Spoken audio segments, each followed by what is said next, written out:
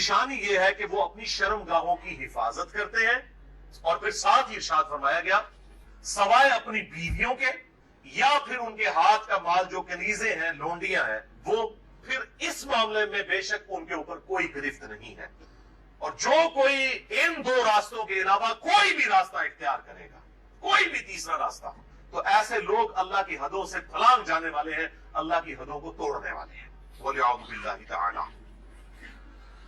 بھائیو، ان آیات سے بالکل واضح ہو گیا کہ اہل ایمان کی شرم گاہوں کا جائز استعمال صرف اپنی بیویوں اور اپنے ہاتھ کا مال لونڈیوں اور کنیزوں کے ساتھ ہے۔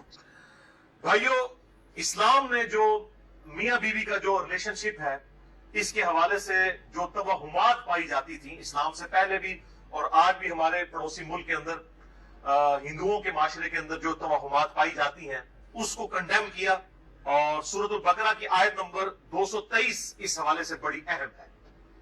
اعوذ باللہ من الشیطان الرجیم، بسم اللہ الرحمن الرحیم۔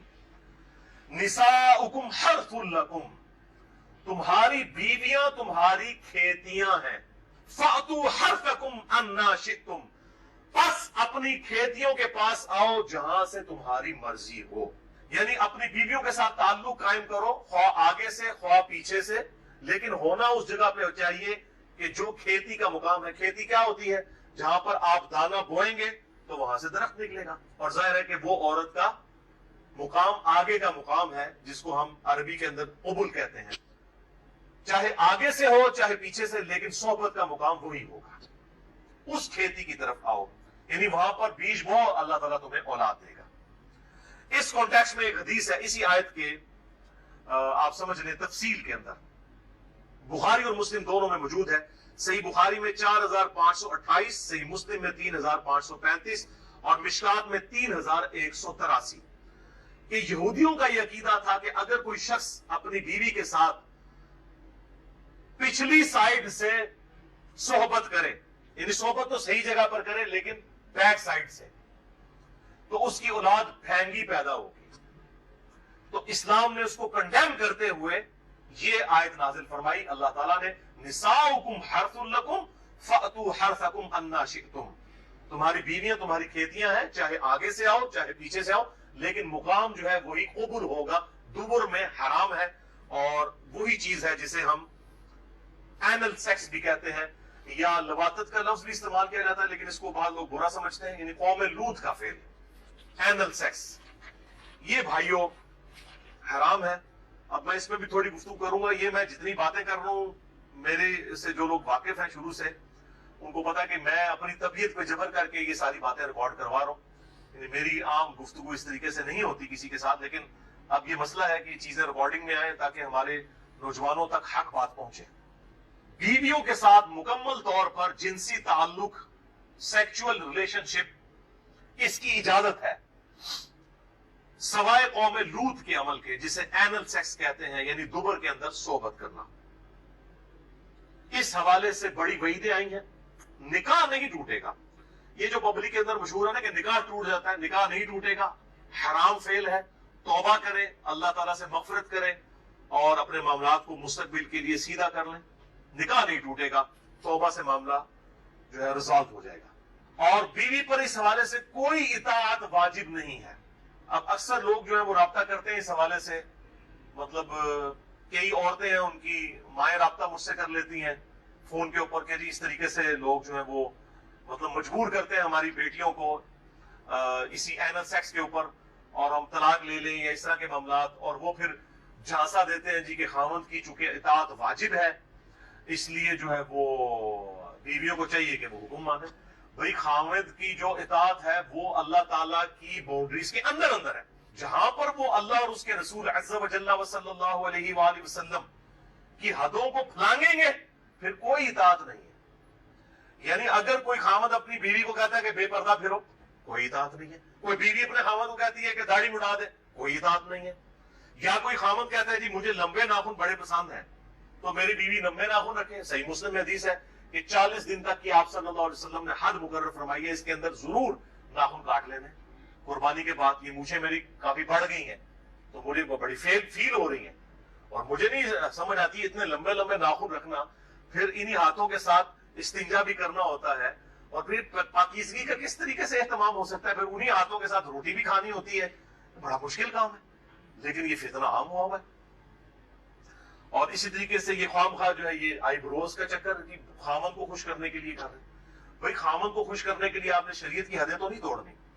اب بھائیو 8 صحیح الاسناد احادیث مختصر سی ہیں اسی کانٹیکسٹ میں، جو قوم لوط کا عمل ہے، خواہ وہ مرد کا مرد کے ساتھ ہو، خواہ وہ مرد کا اپنی بیوی کے ساتھ ہو، اینل سیکس جسے کہا جاتا ہے انگلش میں، اس کانٹیکسٹ میں یہ بڑی اہم ترین احادیث ہیں۔ اس میں ساتھ ساتھ کچھ مسائل بھی ہیں جو آج کے دور کے مسائل ہیں، میں ساتھ ساتھ بتاتا چلا جاؤں گا۔ پہلی حدیث جامعہ ترمذی میں انٹرنیشنل نمبر کے مطابق 2980، مشکات میں 3191 ہے کہ ابن عباس رضی اللہ تعالیٰ عنہ کہتے ہیں کہ اللہ نے اپنے نبی صلی اللہ علیہ وسلم پر یہ وحی نازل فرمائی، نساؤکم حرث لکم، وہی آیت انہوں نے تلاوت کی سورۃ البقرہ آیت نمبر 223، اور پھر فرمایا کہ اللہ تعالیٰ نے دبر میں یعنی پیٹھ میں اینل سیکس کرنے سے، قوم لوط کا عمل کرنے سے، بیویوں کے معاملات میں بھی منع فرمایا، اور حالت حیض میں بھی اپنی بیویوں سے ازدواجی تعلق قائم کرنے سے منع فرمایا۔ ازدواجی تعلق سے مراد انٹرکورس ہے حالت حیض میں۔ چوتھی حدیث جامعہ ترمذی میں 135، سنن ابن ماجہ میں 639، مشکات میں بھی موجود ہے 551 نمبر،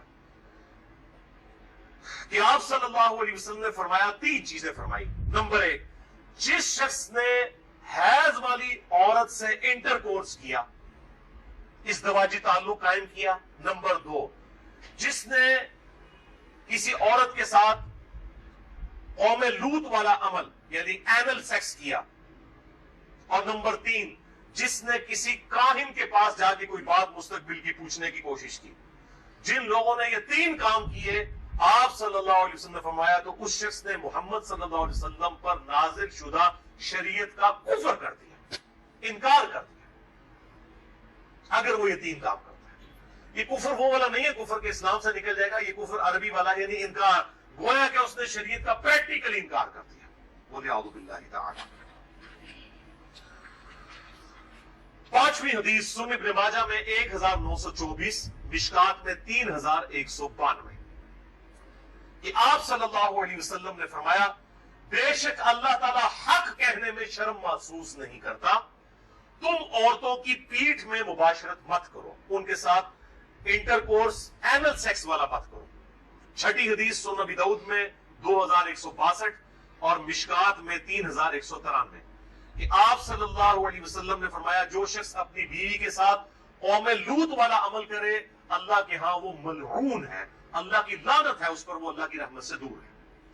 7ویں حدیث سنن ابن ماجہ میں 1923، مشکات میں 3194، کہ آپ صلی اللہ علیہ وسلم نے فرمایا جو شخص قوم لوط والا عمل کرے گا اپنی بیوی کے ساتھ، اللہ تعالیٰ قیامت والے دن اس کی طرف نظر رحمت بھی نہیں فرمائے گا، وَلِعَاذُ بِاللَّهِ تَعَالَى۔ اور 8ویں حدیث جامعہ ترمذی میں 1165، مشکات میں 3195، کہ اللہ تعالیٰ اس پر نظر رحمت نہیں فرمائے گا جو کسی مرد کے ساتھ یا کسی عورت کے ساتھ قوم لوط والا عمل کرے، اینل سیکس کرے، بولے اعوذ باللہ تعالی۔ یہ ایشو ریزالو ہوا۔ اب بھائیوں آج کے جو ماڈرن دور کا ایک ایشو بہت سامنے آیا ہے، اس ماڈرن دور کا وہ ایشو ہے، وہ ہے اورل سیکس کا ایشو، جس کی مختلف شکلیں جو ہے وہ معاشرے کے اندر رائج ہیں، کچھ صحیح ہیں کچھ غلط ہیں۔ اس میں بنیادی اصول آپ سمجھ لیجئے، اور وہ ہے سورۃ البقرہ کی آیت نمبر 187، اعوذ باللہ من الشیطان الرجیم، بسم اللہ الرحمن الرحیم، احل لکم لیلۃ الصیام الرفث الی نسائکم، حلال کر دیا ہے اللہ نے رمضان کی راتوں میں بھی تمہارا اپنی بیویوں کے ساتھ ازدواجی تعلق قائم کرنا۔ ہن لباس لکم، تمہاری بیویاں تمہارا لباس ہیں، وانتم لباس لہن، اور تم اپنی بیویوں کا لباس۔ اب یہ لباس میں نے جو پہنا ہوا ہے، اس لباس اور میرے جسم کا کوئی پردہ نہیں ہے، میاں بیوی کا آپس میں کوئی پردہ نہیں ہے، کیونکہ ایک دوسرے کا لباس ہے، ایک دوسرے کی عفت اور عصمت کی حفاظت کا ذریعہ بھی ہے، ایک وہ معنی بھی ہے، اور دوسرا اس حوالے سے پریکٹیکلی بھی وہ لباس ہے کہ میاں بیوی کا آپس میں کسی بھی چیز کا کوئی پردہ نہیں ہے. کسی حدیث کے اندر کوئی اس طرح کی چیز رپورٹ نہیں ہوئی. اس حوالے سے ایک مردود اور منقطع روایت پیش کی جاتی ہے، اور اس تابعی کا سما جو ہے وہ سیدہ عائشہ رضی اللہ تعالیٰ عنہا سے ثابت ہی نہیں ہے. سنن ابن ماجہ میں حدیث ہے 1922، مشکات میں 3123 ہے، لیکن مردود روایت ہے، منقطع ہے، کہ اما عائشہ رضی اللہ تعالیٰ عنہ کا بیان ہے کہ میں نے نبی صلی اللہ علیہ وسلم کی شرمگاہ کبھی نہیں دیکھی. لیکن یہ روایت ہی ضعیف ہے، جس کی بنیاد کے اوپر لوگوں نے اورل سیکس کے حوالے سے عجیب و غریب فتوے دیے اور کہا کہ جی میاں بیوی ایک دوسرے کی شرمگاہ کو نہیں دیکھ سکتے، یعنی وہ کہتے ہیں دیکھ ہی نہیں سکتے، اگلی بات تو آپ چھوڑ ہی دیں. تو یہ حدیث ہی بالکل جو ہے وہ منقطع ہے اور مردود روایت ہے، جس کی بنیاد پہ یہ پورے کا پورا ایک اسکول آف تھاٹ کھڑا کیا ہوا ہے. بھائیو، اسلام میں ایز سچ اورل سیکس کی کوئی ممانعت نہیں آئی، سوائے وہ قوم لوط والا جو اینل سیکس ہے اس کو ضرور ایڈریس کیا گیا. اس حوالے سے جتنی بھی باتیں کی جاتی ہیں وہ علماء کے فتوے ہیں، اور ظاہر ہے کہ جب فتویٰ ہوگا تو وہ ایکسپرٹ اوپینین ہے، وہ اجتہادی ایشو ہے، اس میں کوئی شخص بھی دلائل کے ساتھ کسی کے ساتھ اختلاف کر سکتا ہے، اور اس کو آپ کتاب و سنت کی نص کی طرح بالکل فائنل اتھارٹی نہیں مان سکتے. اس کے لیے دلائل دینے کی ضرورت ہوگی، زبانی کلامی نہیں کہ میرا دل نہیں مانتا، یہ چیزیں اس طریقے سے نہیں. بہرحال اورل سیکس کے حوالے سے میڈیکل ایشو ضرور ریزالو کرنا چاہیے، کیونکہ اس قرآن حکیم نے ہمیں دو ہی علوم بتائے ہیں، ایک ریویلڈ نالج جو وحی کا علم ہے، اور دوسرا acquired knowledge, the knowledge obtained through observations and experiments، science کا علم. ان دو میں سے اگر ایک علم بھی یہ چیز ویریفائی کر دے کہ اس طرح کا ایکٹ جو ہے صحت کے لیے نقصان دہ ہے، تو پھر اس کی اسلام میں اجازت نہیں ہوگی. مثال کے طور پر یہ جو یورینیم ہے، اگر آپ اس کو نیکڈ ہاتھ لگائیں گے تو اسکن کینسر اس کی وجہ سے ہو سکتا ہے. یہ قرآن و حدیث میں نہیں موجود، لیکن سائنٹیفکلی پروف ہے. تو یہ اس کو پھر اس طریقے سے پریکٹس کیا جائے گا اور بچا جائے گا. اس حوالے سے میں نے گفتگو بھی کر دی ہے، مسئلہ نمبر 39، علم وحی اور علم سائنس کی اہمیت اور ان کا دائرہ کار، اہل سنت پاک .com پہ. بہرحال میں نے اشارہ اب گفتگو کر دی ہے، کہ من کے لیے اشارہ کافی ہے، اس میں مزید ڈیٹیل میں جانے کی ضرورت نہیں ہے. البتہ آخر میں سیکس کے اعتبار سے دو بڑے کریٹیکل ایشوز ہیں، ان کو ایڈریس کر دوں. بڑے دو اہم مسائل ہیں سیکس ڈسپلن کے پوائنٹ آف ویو سے. پہلا مسئلہ ہے وہ ہے بڑی عمر کی رضاعت کا مسئلہ. یعنی اگر میں کھل کے بیان کروں کہ اگر کوئی مرد اپنی بیوی کے پستان سے دودھ پی لے تو کیا اس سے رضاعت ثابت ہوگی؟ کیا نکاح ٹوٹ جائے گا؟